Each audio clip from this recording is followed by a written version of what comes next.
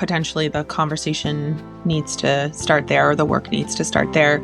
I always kind of had a sense of it in terms of like marketing and trying to get new clients, but I'm also starting to see that I've been using my hospital job as kind of like a buffer to prevent me from having to do this other hard work of maintaining my current clients.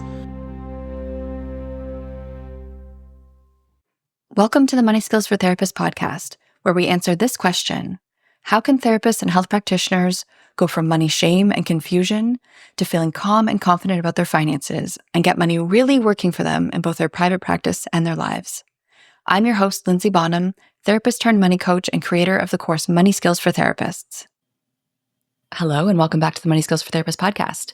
Today, we have a coaching episode with listener Christine.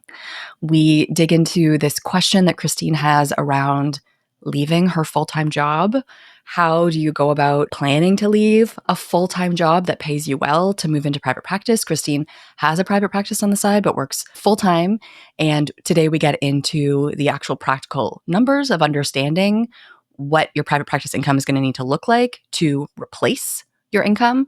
We dig into some parts that many of us have that come up when it comes to thinking about building something new, parts that might not trust us to follow through or haven't seen examples of successful entrepreneurship in our lives. So it's hard to imagine that we could be living that. We also explore this piece of being basically overtaxed from your private practice when you do have this scenario of a full-time job and private practice income, about how you can end up paying really high taxes from your private practice that aren't really about your private practice, they're about your total income. So we spend some time digging into that, looking for ways to remove that pain and friction, not putting so much pressure on our private practice. So we cover a lot of ground today. There's lots here practically, and it is inevitable that I'm probably always going to ask the what part of you is that question, just because the stories that we carry and the different parts of us internally that are there to keep us safe or that are carrying trauma are inevitably part of these big decisions that seem like practical or professional decisions, but they're really deeply personal decisions to make. Here is my coaching conversation with Christine.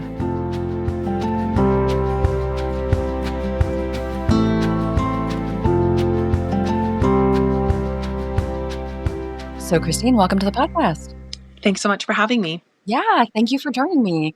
And we were talking a little bit off mic before we started recording that this question that you actually submitted almost 11 months ago now, but it still is like a pertinent question, coming into our conversation today, which to me also just tells me how long these things can hang out for us in our lives, these questions.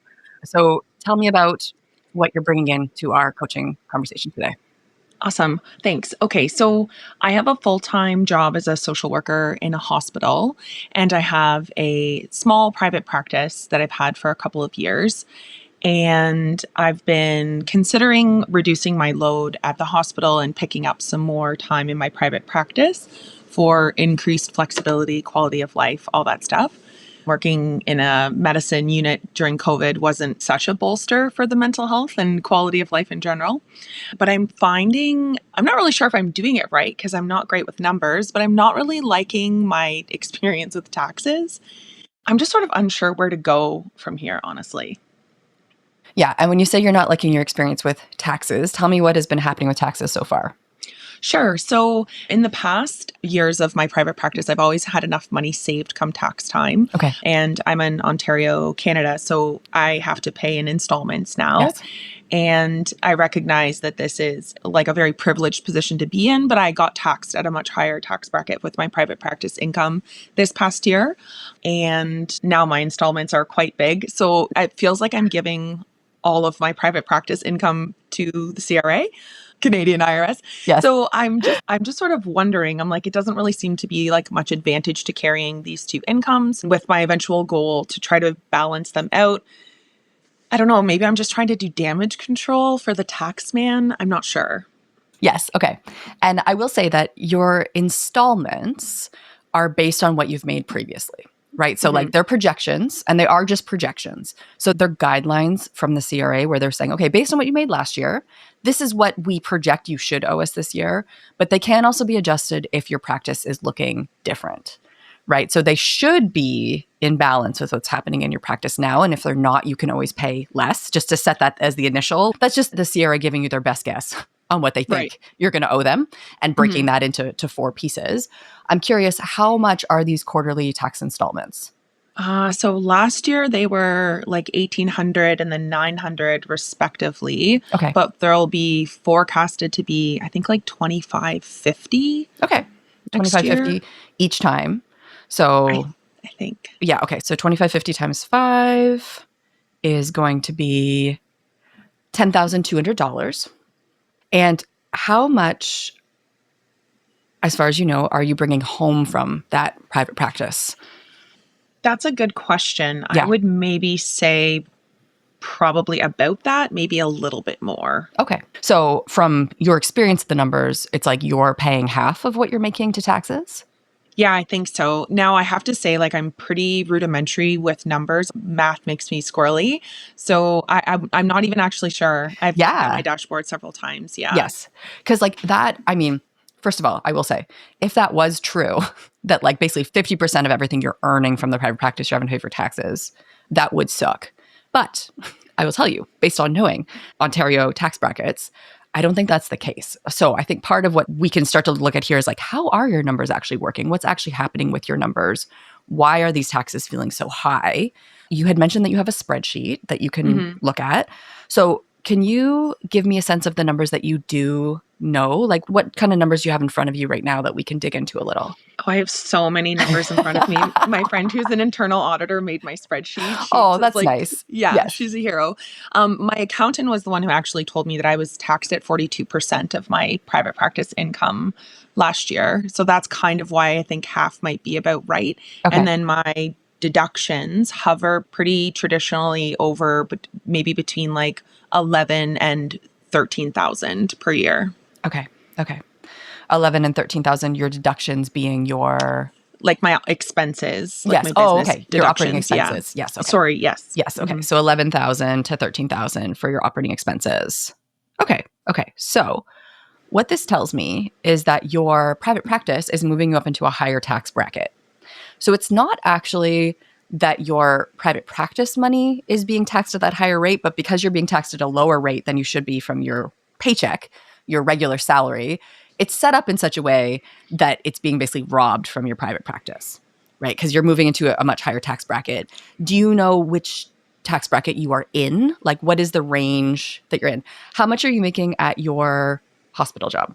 So last year, I think I cleared just over 100,000. So Yeah. maybe Okay. like 103,000. Okay. 103,000, let's say. And then with your private practice, how much are you seeing coming home to you there? Like before you pay taxes? I'm going to guess like Um, 20,000 based on what you said earlier. 22,000. Okay. Yeah. So what I'm hearing then is between your hospital income and your private practice income, your before tax income is $125,000, which is, to stop and pause for a second, pretty great. Like, what does that number mean to you when you think about making $125,000 a year? It's certainly more than I ever thought I would earn. Like, I'm not a big person of wanting to like achieve a certain number, but when I hear it, like considering my life, that's a good amount of money. I also find this like weird thing where I'm like, why don't I have any then? Right. Where'd it go? You know? Yeah. Yes. Yeah. Yes. Even though I Yeah. do have some, I don't know. I feel like I should be full of designer purses if I have that Right. much money, you know? Yes. Which would have been true if you were earning $125,000 a year in the 1980s. You would be Right. rich. Yeah. But I mean, this is part of inflation, right? Is like, I think these numbers, if I think about when I was a kid and I learned what my mom made, I was like, wow, my mom makes like a ton of money, which was, again, kind of true in the 90s.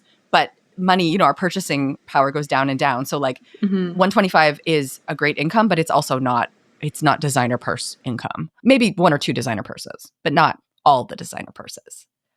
So as we're thinking then about your picture, like I'm curious, you're talking about the hospital was not awesome for mental health going through COVID. I can't imagine what that would have been like being in the hospital system during the pandemic. And you're thinking about starting to turn up your private practice. I'm hearing there's this aversion because it feels like your private practice money just gets taxed like crazy. The first thing that I want to zoom out on is the fact that your overall money is getting taxed at a certain percentage. But because you're not getting taxed at that percentage at the hospital, more has to be taken from your private practice, right? Okay. How do we say that? It's more about how the money's being arranged than actually that you're being overtaxed, right? Right. I mean, you're allowed to have feelings about the amount of taxes you're paying. That's totally fair. But it's not actually that you're earning less in the private practice. It's that you're earning more overall, and those taxes need to come from somewhere, right? Yeah. And so one way of managing this that would make it feel a lot more even and would make it in a way more accurate is you can always ask to be taxed extra from your salary income, knowing like, okay, they're taxing me at the 103,000 bracket, but I'm actually know I'm going to land at 125. So I'm going to ask them to put aside an extra $200 every paycheck or $300 so that it's like that job is actually starting to be taxed more accurately, which means your private practice is not being overtaxed to make up for it.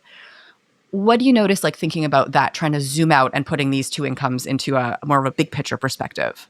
Yeah, I think my like money avoidance definitely comes up there. I've thought about doing that, and my accountant suggested that as well. Yeah. When I think about how I do my monthly budget, I'm trying to imagine, let's say, $400 to $600 less coming in of my like predictable paycheck Mhm. money, and I kind of like balk at that. I'm like, nah, I'll just wait till April.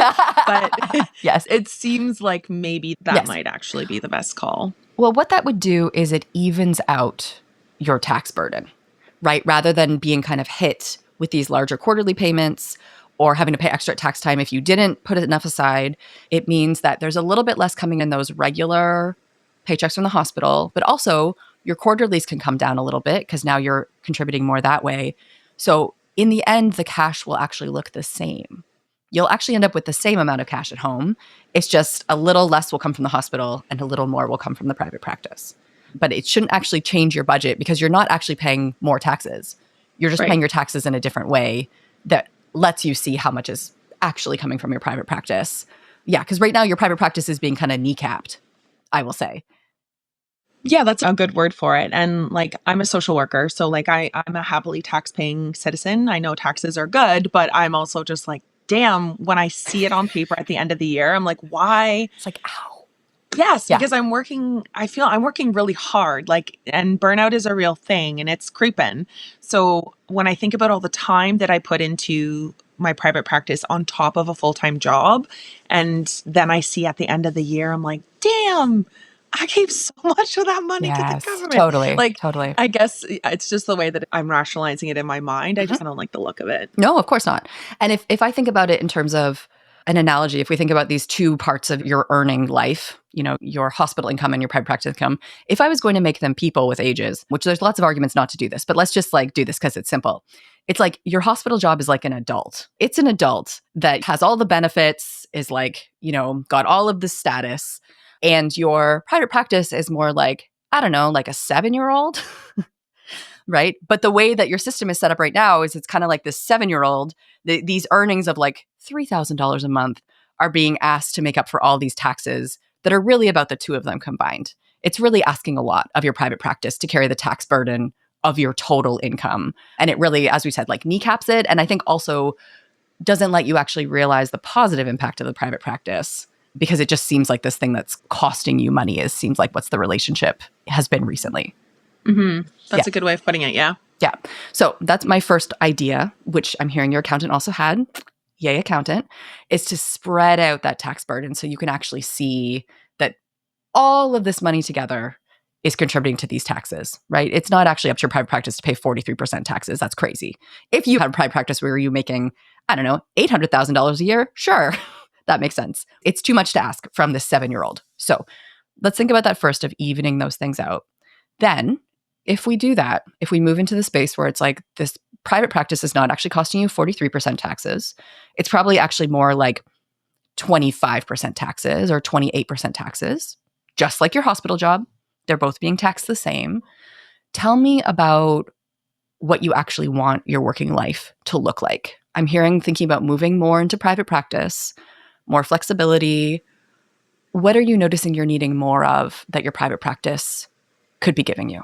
I feel this need to say, like, as in terms of a hospital job, like, I have a very good one Mhm, and I love where I work and I love mhm, the people. mhm. But I think medicine and critical care and that type of work is super sympathetic activation.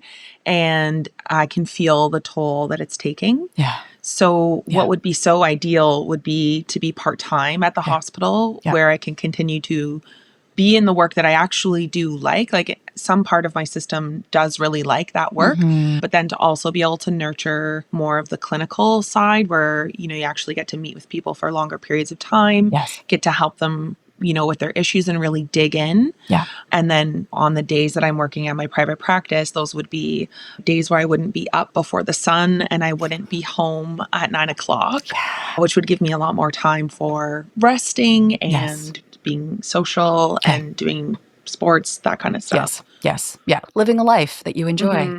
Yeah. Yeah, I want that for basically. you. Yeah. So if we think about even your options, because I'm not sure what it looks like in your hospital job, is there a half-time option? Could you go down to 3 days a week? What's available? Yeah, unfortunately, right now, that's not an option. And if it was, I would take it. I should just say, yeah, right now, that's not an option. And I'm actually not sure if it's ever going to be an option. So there is this part of me that's also sort of forecasting for the thought that I might actually have to one day resign if Yes. my system needs me to, and what I want with my life changes enough that I feel like I have to. But Okay. then, we're in a different pool then. Yes. Okay. Yes. So I'm hearing right now there isn't an easy transition you could start to make into a little more. You can't dial it up and down at this moment. So it would be more like almost like an all or nothing of moving Uh-huh. fully into private practice. Okay. Is the possibility of a part-time hospital job somewhere else something that would be good for your system? Or do you really think just moving fully into private practice would be the next logical move? There's not a lot of like Yeah. 0.5 full-time equivalents available in healthcare anymore. And also the type of unit you're working on like really does Mhm. affect, how much you enjoy the work. Sure. And so I don't know that I would be super interested in a 0.5 at a different hospital or in a different place. Yeah. If we're then thinking about full-time private practice, like it almost sounds to me like a part of you needs an escape plan just in case. Like I'm hearing allusions to burnout kind of creeping and noticing that. So for moving into private practice, what is feeling difficult or unclear right now about making a move like that? Well, thanks to my Epic spreadsheet, I can see how much money I would need to take home Yes. in full time private practice in order to pay my expenses and then also match the retirement savings and vacation with that would match what the hospital provides. That really increases the amount of money one needs to take home per month. And there's also this like irrelevant but not totally that my current living arrangement is remarkably affordable for the Mm, market, and it, yes. it is I'm renting, right? So Yes. I may have to move, and if I have to move, Yeah. like we're talking multiple thousands of dollars more a month. So Oh, I know. Yes. I'm also in yeah. Ontario. I have seen that Yeah. happen to people. Yes. Yes. Yeah. Yeah. Okay. So I guess I'm wondering like, do I need to save $50,000 before I can resign from my hospital job? That feels daunting. I'm not sure. Yes. Yeah. And I think it is important to think about what you would need for like a runway, right? There's two pieces there. One is financially, what do you need for a runway to make sure that you're covered? And then the second thing is emotionally, what do you need for a runway, right? Like how much money do you want to have on hand that will allow you to step out and not be totally racked by anxiety, like up at night, not knowing if you've made a massive mistake as you're building your private practice? And what I'm hearing is you do have a practice already. So you have some clients. Do you find, is there more demand than you can accommodate right now in your private practice? Or is it a pretty small, quiet private practice at this moment? What's happening there? Yeah, I would say more the second one. Yeah. It ebbs and flows. I end up just booking people quite a ways out because physically I just don't have a lot of appointments available in a week. It's this tricky thing though, where like physically I and like practically and energetically, I'm actually not really able to grow my practice much bigger than I currently have it. And if I resign from the hospital, I would need to like multiply it by so many. Yeah, so I do feel sort of limited right now in terms of Hmm. growth, marketing, actively pursuing clients that might actually help me feel a little bit safer about potentially resigning. Yeah, because it's kind of like you can't handle more clients right now, but you're going to need a lot more clients. Precisely. Yes, if you stepped Mhm. out of this. And okay, so let's think about these two pieces then. The first is the runway. I'm calling it a runway. You know, it could also be an emergency fund, a buffer. There's lots of words that we could use for this. Do you have clarity? And I think you do. It sounds like you have some great spreadsheets there on how much a month you need to live. Your living number, maybe not your like thriving number, maybe not your going out a bunch number, but what is your minimum that you definitely need to have to pay your rent and pay for your life? Because of the way the world is, my spreadsheet just closed. Of course. But so I would say about $10,000 Okay. would need to be available to me to spend per month. But that is a little bit of a safety net Yes. in that if I had to move. Yes. So if Okay. so 10,000-ish. Right. And that's assuming like a higher rent. Yes. Okay. How much of that includes that assumed rent increase? Like if you did stay where you were, what would be the number? So if I scroll down, one would be about 7. You said if we didn't include like retirement, vacation, anything like that. If we're just looking at your like, you're out, you can breathe, you can put your energy into building something new. Okay. And if I stayed where I would, it would be probably about $8,000 a month. Okay. So $8,000 a month is your minimum to cover your life. We know that 10 is better, obviously, but we'll say 8 is enough that you could live and breathe for a month at a time. So as we think about this, like creating your runway, I'm curious how much a month then is coming in from your private practice. You said about $3,000 a month right now. Yeah, it varies. I would say usually between 25 to 3,500. Okay, 25 to 35, and then business expenses come off of that. Right. So if we look at the average, I think you had said about 22,000 a year is the average. So if I just take that average and I divide that by 12, then your average kind of take home is about 1,800. It's 1,833, but I'll just make it 1,800 for easier math. So if we take that 8,000, take off the 1,800, there's a difference there of 6,200 to make up, right? To get you up to that 8,000. So what that tells us is you would need 6,200 of savings as you get started with the private practice at the size that it currently is, because there will be some earnings from the private practice. Right. Yes. Yeah.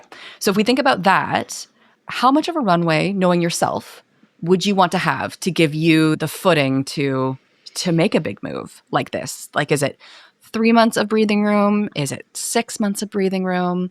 Knowing that your practice will also be gradually growing because you will be putting your energy into marketing and networking and all those things. My first instinct was to say maybe 3 months, but I would like to conservatively say 5. Yeah, that number came into my head too. Let's find out like a nice middle. So if we do, 5 times 6,200, then we're looking at just over 30,000. 5 times 6,200 is $31,000. Right? That's even so conservative. Because what we're assuming there, Christine, just to like play it out, is we're assuming that you would stop working in the hospital, you'd have no income coming in there, and you're going to start your private practice, but your private practice is not going to grow at all for 5 months. For 5 months, you're still going to have just the same amount of clients that you have now and no more, which is like a pretty dire projection, I would say. How realistic is that you would start your private practice full time and have no growth? I'm going to say it would be unrealistic. Yes. But I'm still feeling this urge to plan for it. Yeah. And tell me about that part of you that wants to plan for this unlikely but kind of scary scenario. I knew you were going to ask me about my parts today. I was trying to move away. But I would say I do have this part of me that doesn't really trust myself that I can do it or that I'll work hard enough. So I suspect it's that, maybe with like a little imposter syndrome in there as well. Yeah. So yeah, that part of me really wants me to be able to save significantly more than I actually need. And then there's also this other realistic thing where like I'm a big spender. So I want to say that if I resigned from a really good paying job that I would have some restraint, but I'm actually not sure if I could. So I know it's bad. It's not great. It's not great. Well, I mean, part of it is knowing yourself a little bit. Like some people would go into the opposite where they quit their job. So they're like, nope, I'm only eating ramen for a month. And like, I'm not going anywhere and I'm not doing anything. Some people move more into almost like a punishment mode, right? Where it's like, well, until I do X, Y, Z, I'm not allowed to be well or enjoy life. I'm hearing that's not a part that you have. More on the like other side, the like maybe like indulging, spendy side of things. I am hearing there's definitely a part of you that does not want to turn down your lifestyle, even if you leave the job, right? Wouldn't want to like go into a more restrictive mode, which is fair. And then there's this other part that doesn't trust you to actually follow through on building the practice. I'm curious, from this part of you that doesn't trust you, what is that part of you think you're going to do if you start a private practice full time? Maybe just like not grow and just stay underperforming and under incoming. I don't know what the word is for that. That I wouldn't make enough money and that I would rack up lots of debt and get stuck in a situation where I didn't have enough money to get myself out of a bad situation. I don't know. All those like really doomsday thoughts. Yeah. And has that happened before? No. Okay, so But it there's not could. right. There's not a precedent of that this part is calling on. It's not like, No. this is something that there's been clear evidence for, but there is this concern. Do you know where that concern comes from? That you will underperform, that you won't be able to figure it out? I'm not sure. I might kind of have like a reasonable idea. I also grew up in a family, like my family lived below the poverty line for probably the bulk of my elementary school years. Yeah. So my money stories are fraught. So there could be some like anxiety around you leave the job with the pension, you leave the job with the benefits. There could be some of that in there as well. And did you have anybody in your family or any role models who were entrepreneurs? Yeah, so my mom is actually a social worker. She was a school social worker, and then she also started a private practice right around the time that I went to university. And then my dad is like a lifelong business owner. Yes, some entrepreneurs. Okay, some entrepreneurs. Have you seen examples of really successful entrepreneurship in your family? No. So what are the words that you associate with entrepreneurship based on what you've seen in the people closest to you? Hard work for sure. I think about like my brother is also an entrepreneur, and everybody in my family works really hard. So yeah, I guess that's the only thing. And the only other thing I guess would be like other people or successful entrepreneurs. I guess that doesn't really feel like an identity that's super familiar to me. Like I can't really resonate with that right now. Yes. Yeah. Okay. So you've seen entrepreneurship done, but it's like really hard work, but not really paying off. Yeah. So that would make sense that for a part of you, it's hard to imagine this could actually work. You could actually make like good money. When you have played with these numbers and forecasted, because it sounds like you have done some forecasting around what this would look like, what would your private practice need to look like to give you the income that you need? Like how many clients a week would you need to be seeing? What would your fee need to be? Do you have some of those numbers yet? Yes, I do have them. My sweet spot would be 16 clients, and my clinical supervisor tells me that this is too conservative and I'll surely end up taking more. But I have this idea in my mind that I need a little bit of rest and that 16 clients a week would be the most. Yeah, 16 clients a week. 16 a week. Yes. And I would say for me, that actually, just to put it in perspective, that was not my sweet spot. That was my maximum. That was my like, I can do no more. Now I go home and die and recharge for the weekend. So 16 clients a week. And what fee have you been looking at that would help to support you on 16 clients a week? I think my fee would have to be around 185 for that to mean what I need it to mean. Yeah. You know? Okay. So it's like $185 per session, 16 sessions a week. And how many weeks of the year would you want to take off for vacation? Well, ideally, I would take like 6. Yeah, of course. Okay. So 46, right. So that brings you to about 136, 160. If we tone that down a little bit for like client absences and whatnot, I'm going to like take 5% off that just to sober it a little bit, which makes it 129,352. And then your operating expenses, what would you see those being once you're in full time? Like, would you have an office and additional expenses or pretty close to what you're doing now? Yeah, they'd be about the same, I think. Okay. And remind me what that number was, your monthly OpEx number? Let's say 13,000. Okay. For the year? Okay. So 13,000 for the year. I'm just rerunning numbers that I'm sure you also have in front of you, but just like working through this out loud. Yeah, it's helpful. Yeah. If we take off the 113, that leaves 116,352 to be your income, which is quite close to the 125 that you're at now. So it's like 9,000 less than you have now, but you're seeing 16 clients a week You're not working 6 weeks a year. We've also toned it down a little to account for some normal client like absences or your own sick time. And you're only making 9,000 less than you are now. So this is a much more spacious version of your schedule. What do you notice thinking about those numbers? Yeah, it's poignant knowing that would be over half my time reclaimed. Yeah.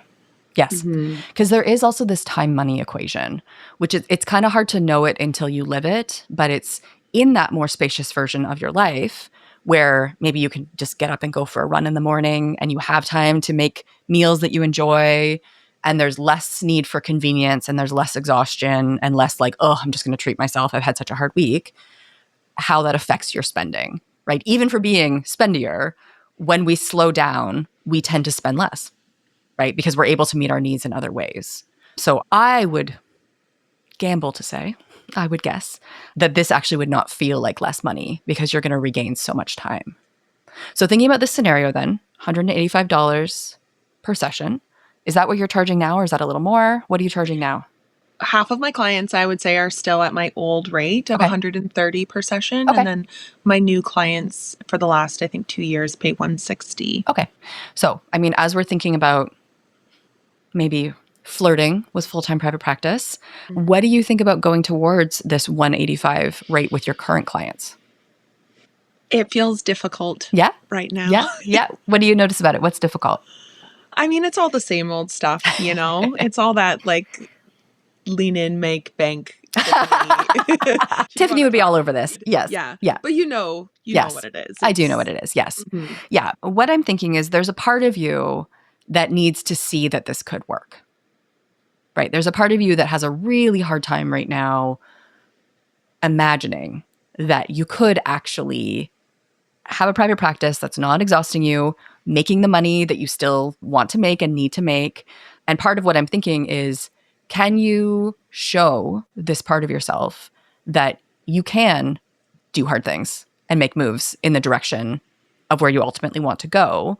What would that be like if that part of you could see you make this kind of move, which is a move in the direction of the numbers you need, and actually stick to it and implement and have those hard conversations and have that be your new fee?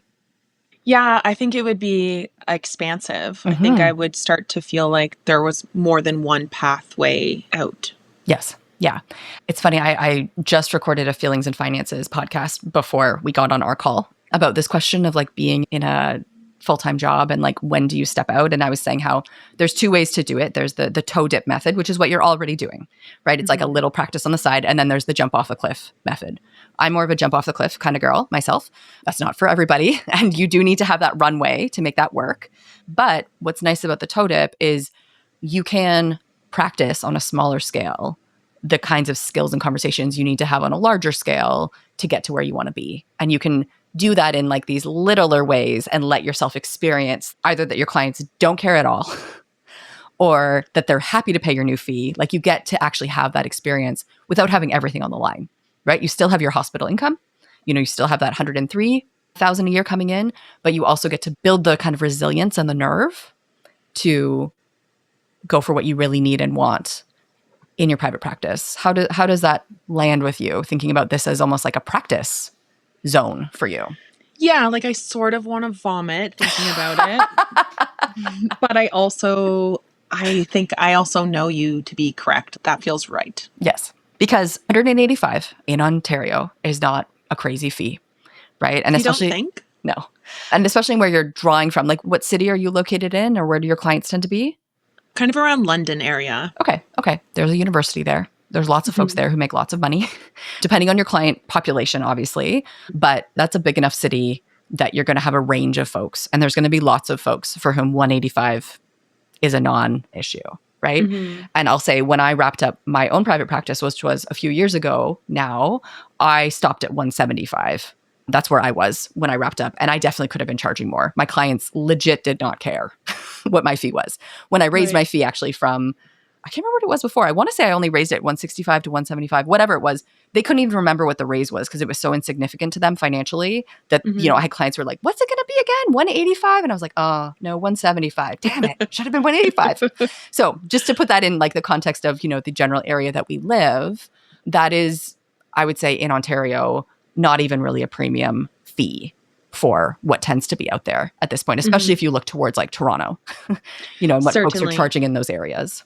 Yeah, there's a lot of therapists in this area Yeah. charging 185, Yes. 175. Yeah. Absolutely. Yes. What do you think about being one of them? I guess that could be okay.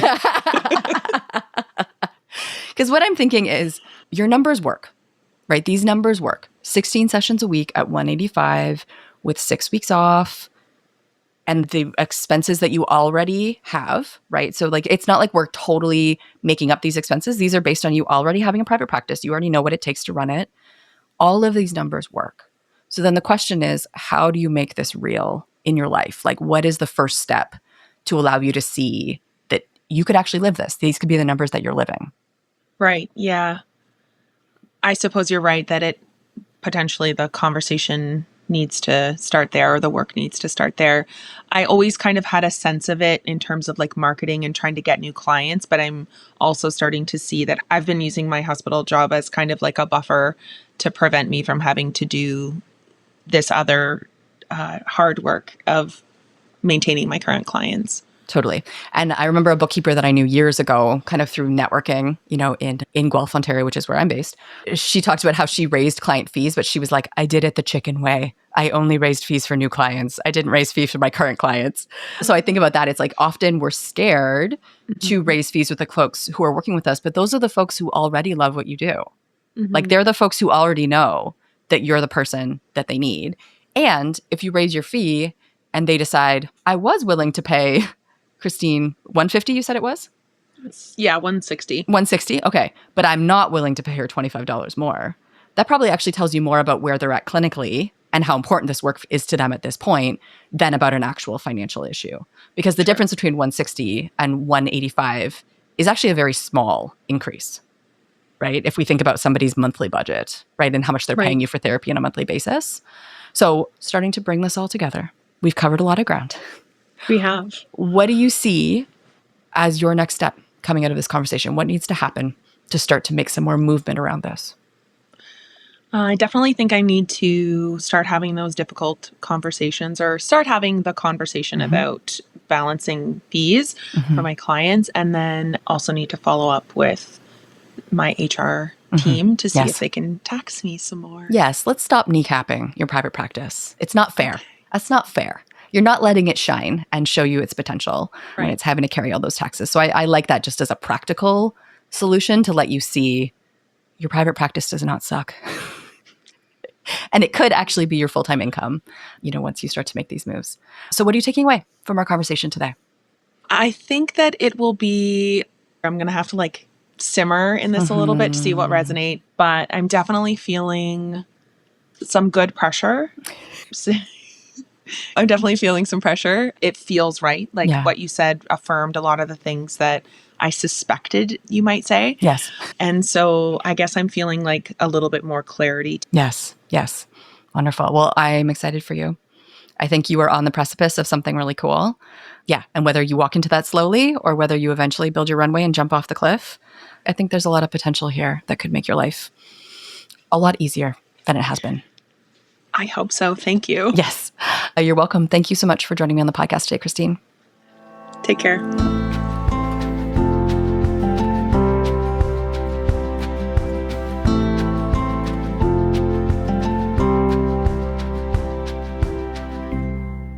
I really appreciated all the different pieces that Christine brought to this conversation today. And a part that really sticks out for me is about this fear of trusting ourselves, this need that we can have to build up so much stability and so much security and so many savings.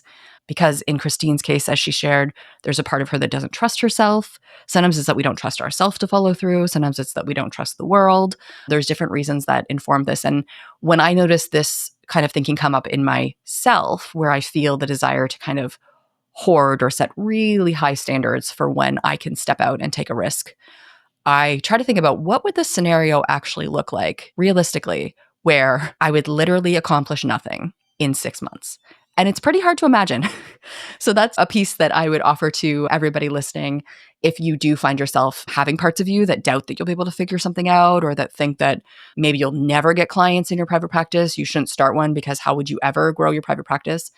If you think about yourself and you think about if you actually have the time to dedicate to this project, if this was actually your full-time project, how many things would you have to not do? And how many things would have to go wrong for you to make literally no traction in this area? It would mean that all of your networking would have to fail. Nobody would be able to understand what you do and refer clients to you when you're connecting with colleagues.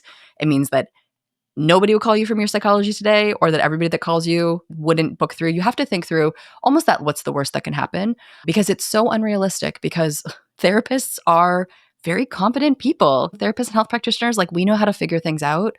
And if you're really committing your resources to making something happen in your private practice, you are going to have time to solve problems and to figure things out and to try things until something starts to make an impact. So that's something that I always find helpful to remind myself, is that I've solved lots of problems before. I will solve lots of problems again into the future. And it's something that I know to be true of the folks who listen to this podcast as well. We have the ability to figure things out. So there's always going to be this balance of taking care of parts of us and giving us enough security and enough of a runway in life to be able to make moves without being overrun with anxiety. But also, we are people who can solve problems. So we need to also temper that in as we're thinking about what we need to be able to step out and do what we really want in our careers. And in this case, to start a private practice full time. So thank you so much to Christine for coming on the podcast today. You can follow me on Instagram at Money Nuts and Bolts. And if you are enjoying the podcast, if you're curious about working with me, the best way to learn about what I do and to learn about my course, Money Skills for Therapists, which is my course for solo practitioners, is to check out my masterclass. We'll put the link in the show notes. The masterclass covers the biggest 3 mistakes that therapists tend to make with money. It teaches you my 4-step framework to getting your private practice finances totally in order, which is part of my course, Money Skills for Therapists, that has helped hundreds of therapists to turn around their relationship with money. And it just gives you more of a sense for me and what I teach and what's included in Money Skills for Therapists. So if you are curious about working with me and you are a solo practice owner, that is the route to take. If you are a group practice owner, then you're going to want to get on the wait list for Money Skills for Group Practice Owners, which I run a couple times a year. So we'll put both of those links in the show notes for the masterclass, which gets you your invite to Money Skills for Therapists, and the waitlist link for Money Skills for Group Practice Owners for those of you who own group practices. Thank you so much for joining me today.